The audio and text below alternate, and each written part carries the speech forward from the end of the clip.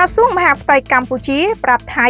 ត្រូវបញ្ឈប់សកម្មភាពចូលឈូសឆាយដីពលរដ្ឋខ្មែរនៅភូមិព្រៃច័ន្ទក្រសួងមហាផ្ទៃកម្ពុជាចេញសេចក្តីថ្លែងការណ៍ថ្កោលទោសចំពោះសកម្មភាពរបស់រដ្ឋបាលដែនដីខេត្តស្រះកែវនិងកងកម្លាំងប្រដាប់អាវុធថៃ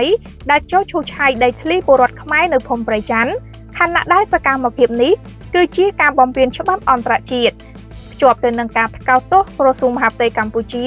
ក៏ប្រាប់ឲ្យភាគីថៃត្រូវតែបញ្ឈប់ជាបន្ទាន់រាល់សកម្មភាពឈ្លានពានលើដីកម្ពុជានេះក្រសួងមហាផ្ទៃកម្ពុជាតាមរយៈសេចក្តីថ្លែងការណ៍អ្នកនាំពាក្យរងរបស់ខ្លួនបានបញ្ជាក់ថា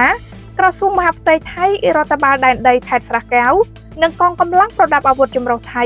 ត្រូវបញ្ឈប់ជាបន្ទាន់រាល់សកម្មភាពដោយដែលមជ្ឈដ្ឋានជាតិនិងសាធារណមតិអន្តរជាតិបានឃើញយ៉ាងច្បាស់ក្រឡែតជាបន្តបន្ទាប់និងត្រូវតែមានស្មារតីភ្ញាក់រលឹកបោះបង់ចោលឲ្យអស់នៅរាល់ផែនការជាប្រព័ន្ធ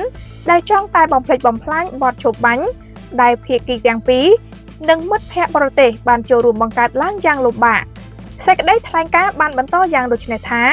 បញ្ឈប់ទៅមហិច្ឆតាឈ្លានពានទឹកដីប្រទេសជិតខាងរួមទាំងការធ្វើទុកបុកម្នេញលើប្រជាពលរដ្ឋខ្មែររស់នៅតាមតំបន់ព្រំដែនបញ្ឈប់ទៅភាពច្រំដែនៃការព្យាយាមបង្វែរសាធារណមតិផ្ទៃក្នុង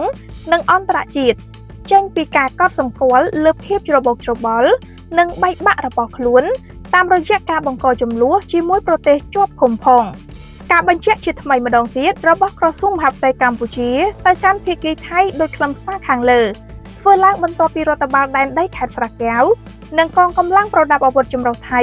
បានធ្វើសកម្មភាពបានឈូសឆាយដីធ្លីការបំពានដែនអធិបតេយ្យភាពកម្ពុជានិងធ្វើទុកបុកម្នេញលើប្រជាពលរដ្ឋខ្មែរដែលរស់នៅភូមិព្រៃច័ន្ទឃុំអូបេជាន់ស្រុកអូជ្រៅខេត្តបន្ទាយមានជ័យកាលពីរសៀលថ្ងៃទី$10ឆ្នាំ2025ទង្វើភាគីថៃលើកនេះអ្នកនាំពាក្យរងក្រសួងមហាផ្ទៃថាបានធ្វើឲ្យមជ្ឈដ្ឋានជាតិនិងសាធារណមតិអន្តរជាតិពេញសកលលោករួមទាំងពលរដ្ឋថៃមានវិចារណញ្ញាណមួយចំនួនផងនោះកាន់តែមានក្តីតបប្រមល់ទល់ពុទ្ធោបិទបានប្រជាពីច្បាប់និងសិទ្ធិសញ្ញាអន្តរជាតិជាគំរូអាក្រក់និងអន់ថយមួយដែលមិនគួរកើតមាននៅក្នុងតំបន់អាស៊ាននិងពិភពលោក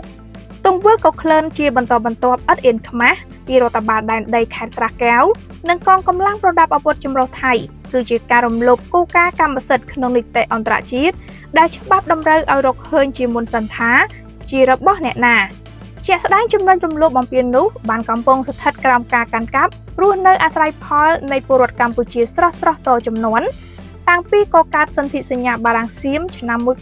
1904និងឆ្នាំ1907មកម្លេះសេចក្តីថ្លែងការណ៍របស់អ្នកនាំពាក្យរងក្រសួងមហាផ្ទៃបន្ថែមយ៉ាងដូចនេះក្រសួងមហាផ្ទៃកម្ពុជាក៏អំពាវនាវសហគមន៍អន្តរជាតិមិត្តក្នុងអាស៊ាននិងភាគីពាក់ព័ន្ធទាំងអស់បន្តយកចិត្តទុកដាក់និងចូលរួមគាំទ្រការអនុវត្តតាមច្បាប់អន្តរជាតិដើម្បីរក្សាសន្តិភាពស្ថិរភាពនិងការគោរពអធិបតេយ្យភាពគ្នាទៅវិញទៅមករវាងកម្ពុជានិងថៃ។